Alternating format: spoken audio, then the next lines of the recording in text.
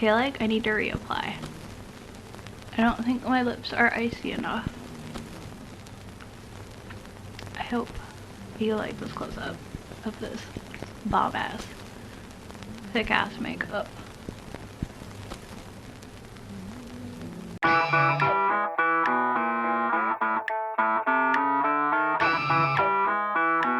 What's up, friends and enemies? It's me, Isabel, here with my 90s pop culture-a-thon TBR.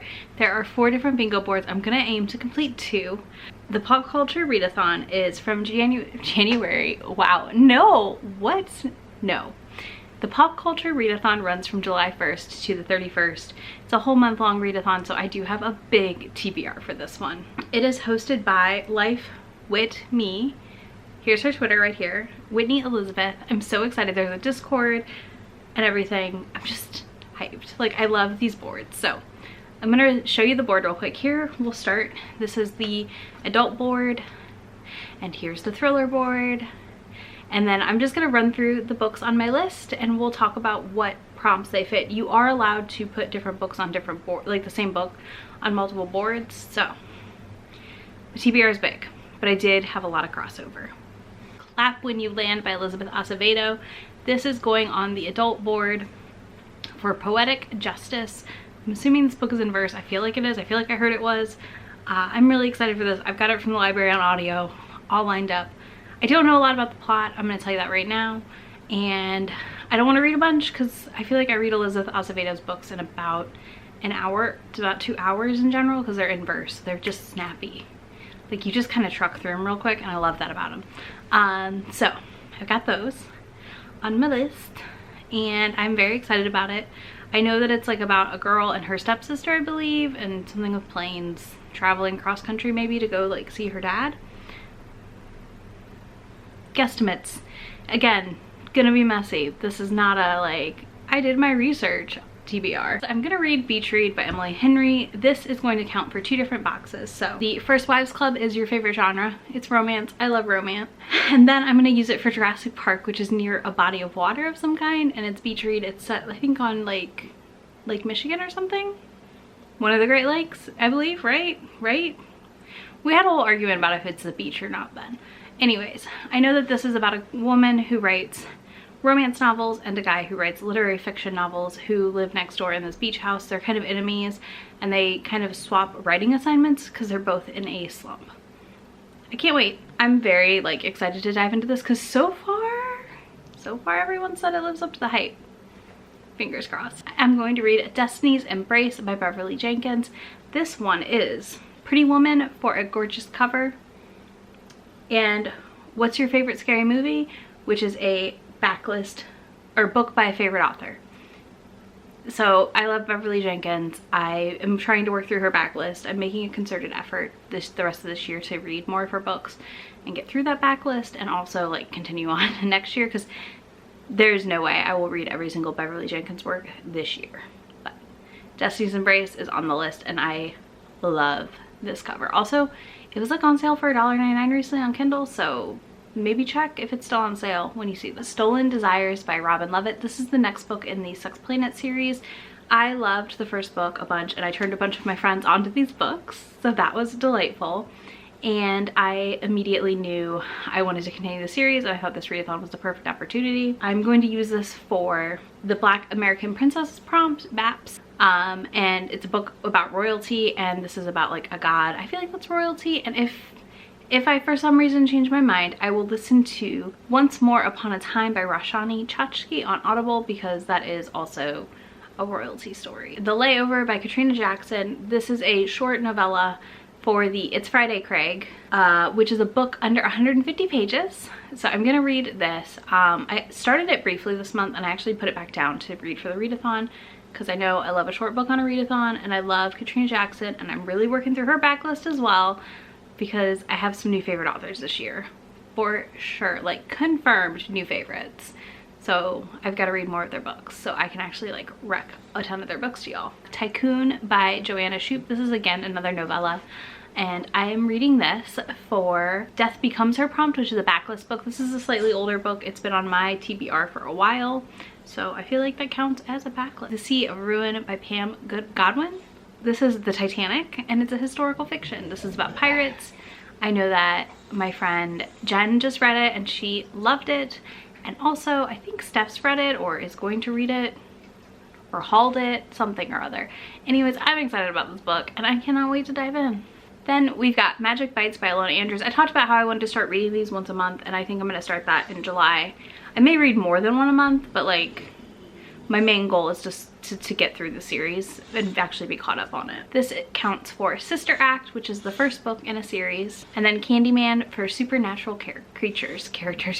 So there are shapeshifters and stuff in these books, so I think that counts. So we have Incendiary by Zoraida Cordova, who is one of my all-time favorite YA authors, and I also enjoy a lot of her romance under Zoe Castile. This one, I don't know a ton of the plot. I know it's about like the crown's like stolen from her and she goes to seek revenge, so I think the prompts I picked fit it perfectly. Also, it's like the most beautiful cover. Don't Get Mad, Get Everything, which is a revenge plot, so this is about her getting back her royalty, crown, whatever. Then Nancy Downs, which is a power-hungry character, so I feel like that'll fit on this, because either the person who took away the crown is power-hungry or she is to get her stuff back. Then we have The Wicker King by K.A. Ancrum. I think this is the one I'm going to do. I might swap it out for The Weight of Stars or something, the other book. It just depends on what I can get. It just depends on what I can get from the library, honestly.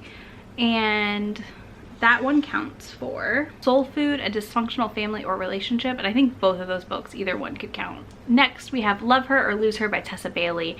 I keep putting this off because I'm just very nervous about a second chance romance between a married couple, but I feel like enough people I know have read it and loved it that I'm ready to dive in. This one counts for My Best Friend's Wedding, which is a second chance romance. Then I'm going to read True Pretenses by Rose Lerner. I think this will count. I have not confirmed there's a wedding in it, but if not, I will find a romance that I know has a wedding. This is a historical romance with Jewish protagonists, and I'm really excited about it. It may or may not be a Romance Sparks Joy pick soon, so gotta scope it out now. That one is going to count for The Best Man, A Book with a Wedding. Then we have Private Eye by Katrina Jackson. This is for Sister Act 2, which is the sequel or the next book in a series. So this is the second book in Katrina Jackson's spy series. I finished book 1 and I really love the setup for this book, so I'm ready to dive in immediately. Next we have Hairpin Curves by Elia Winters. This is for the prompt Never Been Kissed, which is a romantic comedy, and a book that's a romantic comedy. And I'm excited because I have this arc. I've been dying to read it. It's a road trip, so I feel like it has to be a romantic comedy to an extent because it's a road trip romance. I mean, there has to be some fun shenanigans. The Ghost Squad by Claribel Ortega. This I did for Bad Boys, which is an action-packed novel. I feel like this is going to be pretty action-packed. I think it's middle grade. There's ghost hunting. It should be delightful. And then I also picked it for The Mummy, which is a book with the undead. Ghosts are undead. It counts. I'm making it count. Next we have Sweet Talkin' Lover by Tracy Livesay. I've got an arc for book 2 in this series, and this is about a girls trip where they meet these different men and fall in love.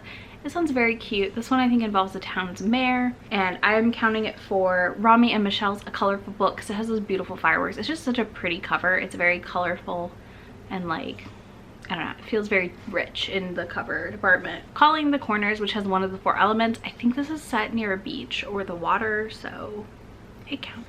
Next we have Captive Desires by Robin Lovett. Again, another one of these Sex Planet books that I really, really like. These are so good, y'all. Like, so good. I highly recommend checking them out if you like alien romances.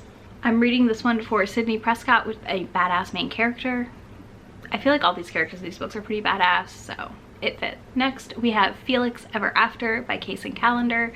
I am so excited to read this story. It is about a teen who's transitioned to be a man, as a transgender man, getting outed in his school and a lot of stuff around that. It sounds heartbreaking and delightful at the same time, like kind of, you know, hopeful maybe. And that's for Scream 2, your second favorite genre. And I would say like queer YA is probably my like next favorite genre, kind of. I don't know, like it's a hard pick, right? Then we have No Exit by Taylor Adams. This is a thriller about getting like stranded at a rest stop, and I think they find like a girl in a cage in one of the cars, and it sounds real interesting. This is for I Know What You Did Last Summer, which is a 2019 release. you'll know more about this soon. Then we have The Chain by Adrian McKay, where the people whose kid gets kidnapped have to then kidnap another child to get their child back. And this is going to be for Everybody's a Suspect, a mystery or a thriller. Then I have The Trials of Morgan Crow by Jessica Townsend. Buffy the Vampire Slayer, so the Chosen One trope. I've wanted to read this since like last year when it came out, or the year before. I just keep putting it off because it's like kind of long, but I thought I've got a lot of time in July. Let's give it a go. Then we have The Turn of the Key by Ruth Ware. So this has been talked about everywhere and a lot of people have opinions, and I've somehow avoided most spoilers on this book, to be honest with you. So I don't know anything because it's a thriller and I don't want to know anything. So I'm using this for Light as a Feather, Stiff as a Board, which is a book with a creepy or haunted feel, and I feel like it's a thriller mystery. It's got to have that vibe, and I think it involves a house, so that has to be somewhat creepy, right? Okay, so The Library of the Unwritten by A.J. Hackwith is for the Blair Witch Project, which is a book with a black or white cover. It has both. Riley over at Riley Marie loved this book, and she talked about how it's like one of her favorite books of the year, and I watched her reading vlog for it and I was like, I have to read this. So here we are. It involves books in hell that are unfinished, and like one of the books escapes, the characters escape to go get their story finished. Okay, so Imprisoned by K.L. Dunn is going to be my practical magic book, which is a book with a curse. They are cursed to stay in this castle or this location. It's a contemporary retelling of Maleficent / Sleeping Beauty-esque stuff going on. We'll see. I'm very curious. I'm very excited because Steph from Steph's Romance Book Talk recced it, and I generally feel like she has great recs. I mean, she's constantly filling my TBR with more books, which I don't need, but thank you anyways. Next and last, we have When We Were Villains by M.L. Rio, which is a Shakespeare retelling of sorts about a murder that happened when these kids were in college, and they're like going back and talking about it. I'm reading this for the faculty for Dark Academia. This is the one prompt I really struggled with. So I went and looked at some Goodreads lists, and I figured I would do this book, or I may finally read Vicious by V.E. Schwab because I keep not reading it, which is weird, but we'll see. I'll take my pick of the two when the time comes, see what kind of mood I'm in, because I do want to read the other one too, but I don't know when I would read it otherwise. So